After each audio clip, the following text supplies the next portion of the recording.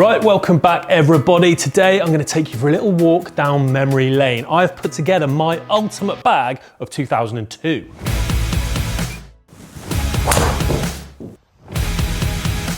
So I've teamed up with Golf Clubs for Cash, one of the leading retailers of pre-loved equipment, and they've helped me find some absolute gems as they do for a load of these videos. So if you want to know more about those, check them out in the description below. But why 2002? Well, I was 19 years old, so I'd just come out of my junior days and I was getting particularly obsessed with golf equipment. So what you see in this bag is kind of a look into my brain in 2002, and I've got some absolute beauty. So let's get started with the driver. So for my driver from 2002, I've picked the TaylorMade R510 TP. Now this one holds a very special place in my heart because it was actually the first ever club I got for free. I just started getting on the England squads at that point, and they start offering you a bit of equipment. And this is the very first individual golf club that I ever didn't have to pay for. So it really is dear to my heart because of that. And it was an absolute cracker. I kept this driver, I think, for nearly 3 years. I found it superb, hence why it's made the bag here. Now I've picked this up for $29.99 from Golf Clubs for Cash. And this was used back in the day by players like Ian Poulter, Paul McGinley, who were both TaylorMade staffers at that time. And it was designed to give you a really sort of low penetrating ball flight.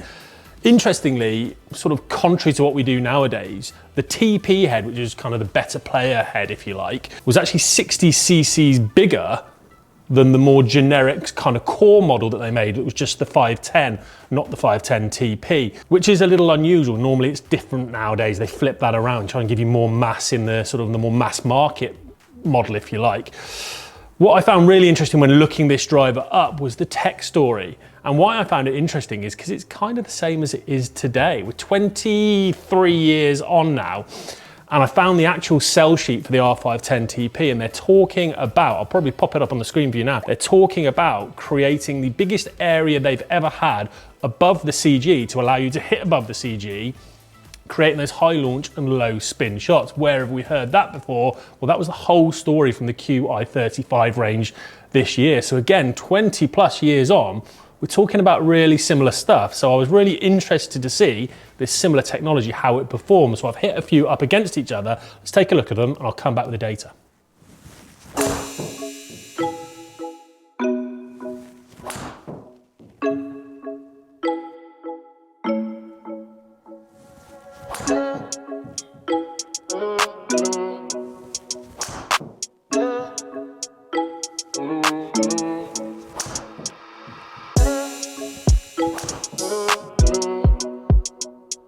Well, that's just taken me right back to my happy place. I really enjoyed hitting that R510 TP.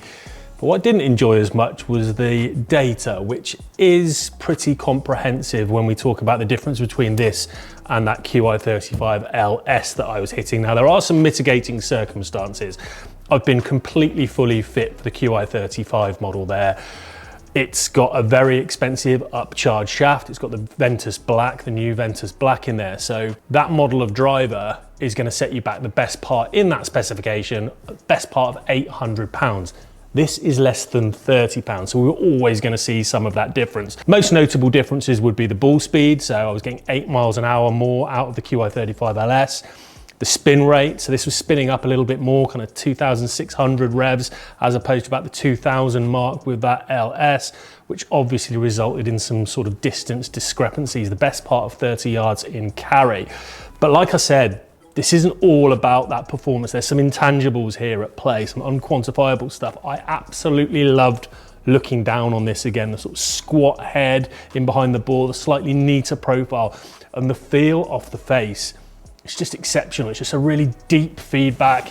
It's unlike anything on the market today. Feel has really changed over time. And I would expect the performance, as I said, to be a lot different. There's been 20 years. It's one of the main focuses for all these equipment companies is driver. It tends to be the flagship model. It's where the most research goes. So you're likely to see these jumps. However, could I still game this to an extent and be reasonably competitive? Yeah, I think I could. I was still getting out there 285 yards through the air. The extra spin might keep it in play a little bit more.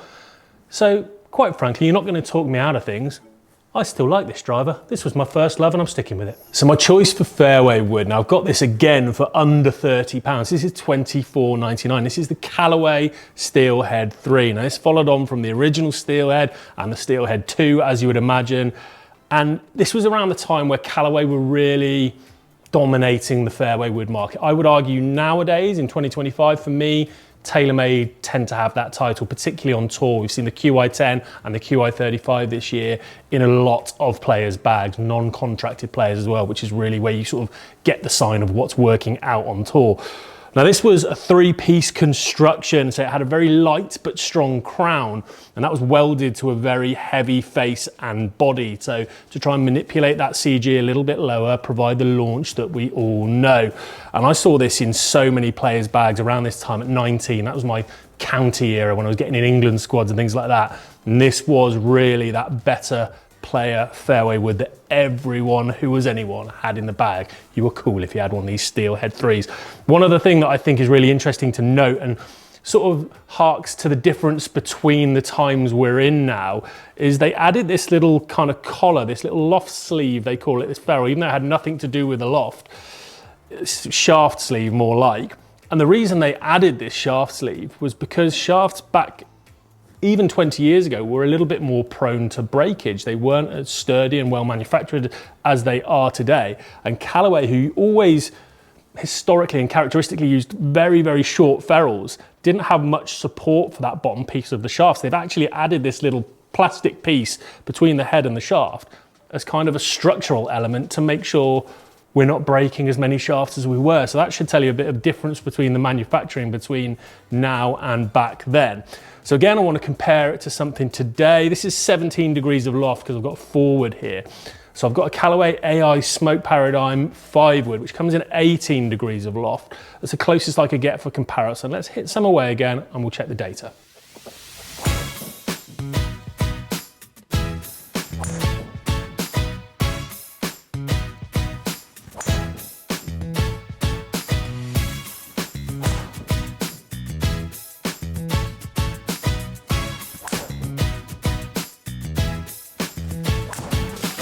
Interesting. So first initial reaction when I hit my first shot, I fell back in love. It felt so sort of a tingy strike to it, a little bit of a spring and that kind of tingy sound that really took me back to that era. A lot of the clubs nowadays with the introduction of multi-material crowns and carbons and things like that have just got a little bit duller, which some people love. I still like that kind of feedback and the liveliness that you get from something that's got a bit of that zing to it, and that's what I was really feeling from the Steelhead there. And in terms of the performance, it really still stacked up. I mean, again, ball speed was a little bit down. So 150 miles per hour I was getting with my Steelhead, and the AI Smoke produced about 9 more. So again, similar to the driver there, we're seeing similar levels of discrepancy. The spin, however, was very interesting. So 3,600 revs I was getting from my Steelhead, which is about where I'd like to see this peaking. And as I mentioned, the AI Smoke did have another degree of loft on it, and maybe that was contributing to the extra spin that I saw from that. So I was getting kind of the 4,200, 4,300 revolutions per minute mark, but it resulted in a very, very similar kind of carry. There was only 6 yards in it in terms of carry. And again, when we're talking 20 plus years between these clubs, I could quite comfortably game this and only spend £25. Right, I hope you're enjoying this little look back. And if you are, if you could hit that like button and subscribe to the channel, that'd be great. It really helps us. And comment down below, have I missed anything? Do you think I'm wrong? Have I any glaring omissions that you'd like to have seen in this bag from 2002? Let me know. So into the irons now. Now I've mixed it up a little bit in terms of genre here. I've gone a bit better playery there with that tiny little Steelhead forward and the TP driver. So I'm going with a bit more of a game improvement iron. And I've gone with the Ping i3 O size. So very much a cavity back, very much a game improvement style clubs. And I've picked this for a load of reasons. First of all, I kind of just wanted to demonstrate the durability of Ping clubs. 20 years old, and this looks exactly the same as I'd have seen it when I would have seen it in 2002. They barely mark up, and that's what so many of you like about Ping clubs. You get so much time out of these clubs still looking in their original condition, which I think is great. Ping were one of the very first companies to get heavily involved in custom fitting, and their color coding system made it really easy for the players to understand what kind of lie angle and length requirements they had. You just knew you were a blue dot or a yellow dot or whatever it was. That was super simple for people to understand. There was plenty of tech involved in this iron as well, despite the fact that it just looks like a lump of metal shaved into a cavity shape. This pad at the back, it just looks like a decorative badge, actually wasn't. It's kind of a, they called it the custom tuning port, where they put a bit of material in behind there as well to help dampen vibrations and really help that sound. And even in the shaft of this golf club, Ping thought about that vibration dampening again with their Cush-In technology, which was basically a vibration dampening implement that goes down the shaft, sits at the fulcrum point, so 14 inches from the head, so it doesn't affect swing weight at all, and just takes vibration out. So they were really getting in depth in how this club would feel for the player back then. So again, I want to hit a couple away, see how it performs up against the modern day equivalent. I've selected the Ping i530 to go against this, so let's hit a couple away and see what we get.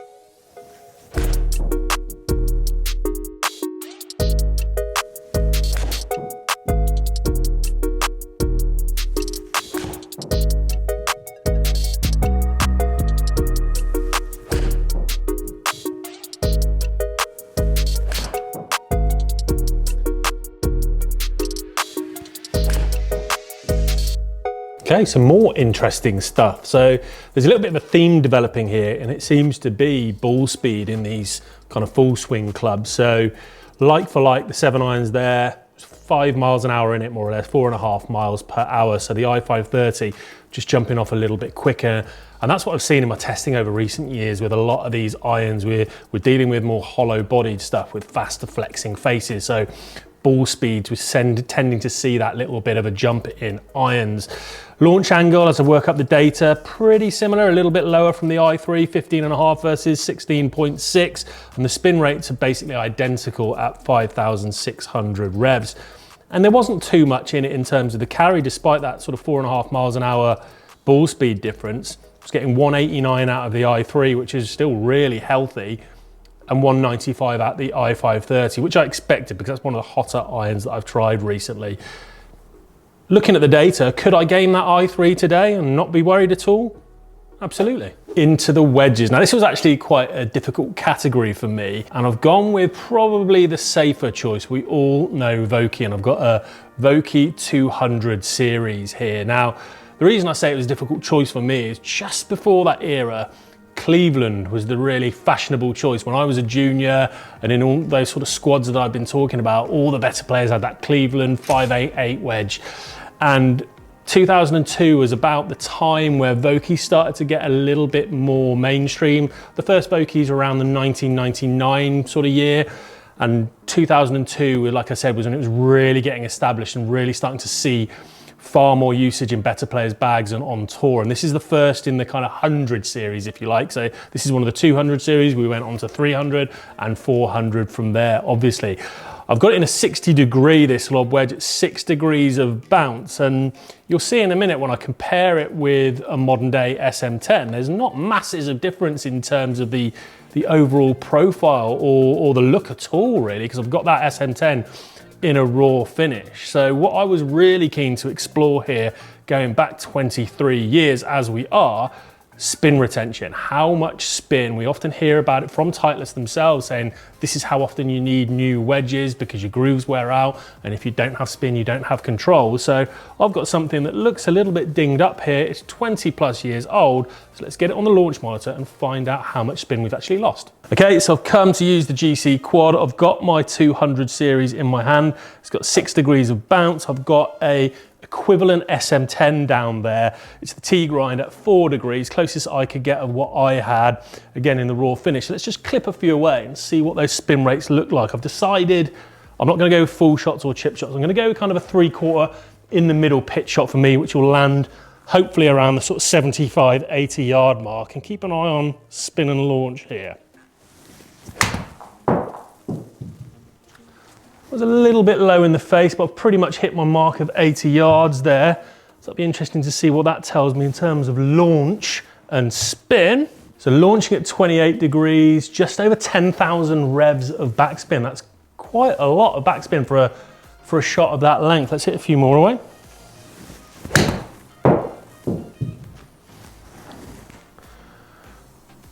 Again, pretty good on my number. I think about 83 there maybe in terms of carry. Launching a little bit higher there, nearer the 32 degree mark. But again, 10,600 revs of backspin. That's pretty healthy. Let's get one more for good measure. See if I can hit it just on the 80-yard mark.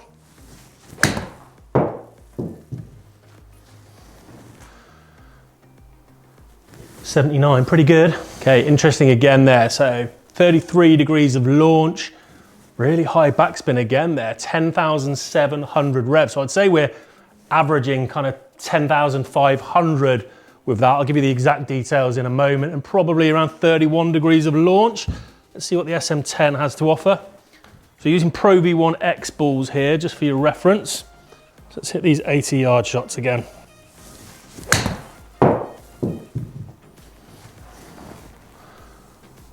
Okay, pretty good again there, about 78, I reckon, 79. 32 degrees of launch angle there, just under, and 1,100 revs of backspin. So we're talking about 500 more there on that first one. I was expecting to see a little bit different maybe.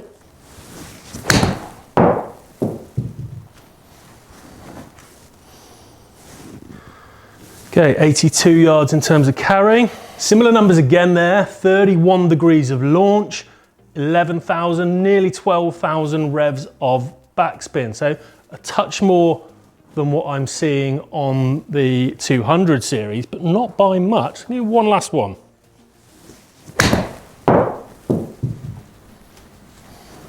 Again, pretty consistent. I'm doing all right myself here today. 31 degrees, 31.4 of launch angle, 10,800 and a bit of spin.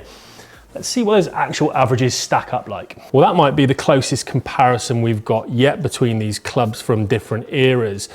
The main sort of parameters I was looking at between the wedges here that I really wanted to see was spin rate and launch angle, because what tends to happen when you go for a wedge that's older or its grooves are worn out, you tend to see that launch angle popping up and the spin rate coming down. So you kind of get that high launch, low spin shot, which we know is more synonymous with good driving of the golf. But what we're looking for in wedges is quite the opposite. You want a nice low launch with plenty of spin. That's what all the tour pros are after in terms of optimal flight conditions for scoring. So I was keen to see what we'd have there.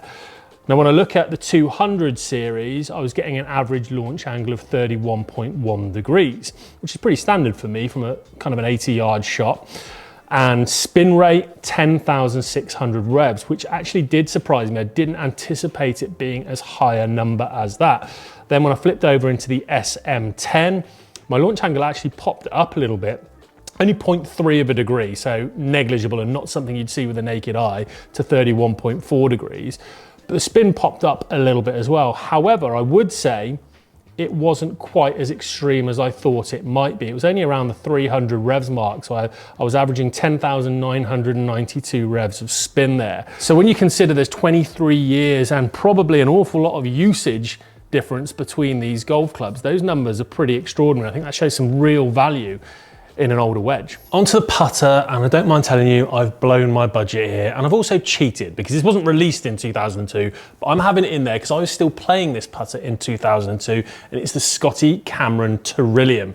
Now, this is the long net version. Now, this was made famous by Tiger Woods at the 1997 Masters. He didn't use the long neck version, but this is the version I had, so this is why I've picked it. Now, probably the most pertinent piece of technology around this was all about feel. It was about the Trillium insert, which is essentially an alloy of 12 different metals that Titleist put together to create this, what they call the Trillium insert, and it gives a really soft feel. It was the softest feeling putter they'd made to this point. And again, on the feel point of view, these little white dots in the back here aren't just decorative. There's 5 rows of these, and these are all about vibration dampening. So taking away a sharper impact feel, sending nicer messages to your hand, and really improving that feel. Now, probably the best thing to do here is I'm going to head over to the putting mat, pop it down against the more modern day Scotty Cameron so we can take a look at the visuals, what's changed or what hasn't changed, and we'll see what the feel difference is like. So let's talk about the visuals, and what I've got to compare the Terillium to is this Scotty Cameron Newport 2 Select model,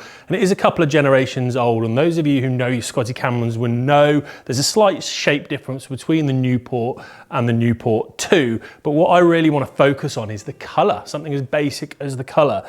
Now, Scotty Cameron in the last few years has really gone away from darker finishes. We see much more of this silver finish in the putters. And just picking up this Terillium was a real look back to me and reminded me how much I like the darker shades in a putter. It kind of works a little bit like clothing. If you're a bit on the overweight side, or you've put on a bit of weight like me, you will know that a black, for example, is slimming. It helps make things look a little bit compact. It's an optical illusion. That's what we see in putters and golf clubs. I see it in irons. I remember commenting on the Cobra Dark Speed irons a few years ago. They don't look as big as they actually are, which I think looks great. And that's what I see when I look down on this Terillium to start with. I love the older, darker finish and how much more compact that makes it look behind the ball. But let's move on to the feel. That's what I really wanted to see here. So I'm gonna hit a couple away with the newer version first and get a sense of the impact sensation here. Lines up beautifully squarely. And a really sort of audible, kind of a click off the face. It felt pretty soft. I'm using a firmer Titleist ball here in the Pro V1X. It was slightly clickier than I'd anticipated off the face. But yeah, very sound feeling putter there. I wouldn't say it was overly soft, but it was good feedback through the hands. Let's switch to Terillium now. It's been a while since I've hit a putt with this. It's been a good few years, so I don't know what I'm expecting. Probably a little bit less easy to line up actually, because there's no alignment aids on there, so I'm relying a little bit more on feel of that top edge. But yeah, off the face, instantly I can feel, the ball just feels like it's on the club face a little bit longer. And I don't know if you can pick it up on the audio, it's just a slightly duller, more muted sound. There's a little bit more meat to the strike, so maybe it's my nostalgia, maybe it's the video we're filming, but I really do prefer the feel of that Terillium. Right, well, I hope you enjoyed that little trip down memory lane. I certainly did. Now, the purpose of these little look back videos is to compare a lot of things. Performance, yes, but also less tangible stuff, the less quantifiable things like aesthetics, like feel, like how the equipment makes you feel. And when I consider that holistic package from everything I've tried there, personally, and you'll make your own mind up on this, I think there's a lot of value still to be had in this second-hand market. Yes, in some of the longer clubs, I was giving up something in terms of ball speed, pretty much through everything I tried there from driver, fairway, and irons. But I was gaining back some other stuff in maybe just nostalgia, but also feel, and I still really like the look in behind the ball of some of these old clubs. So I hope that was interesting for you. Thank you very much for watching, and we'll see you next time.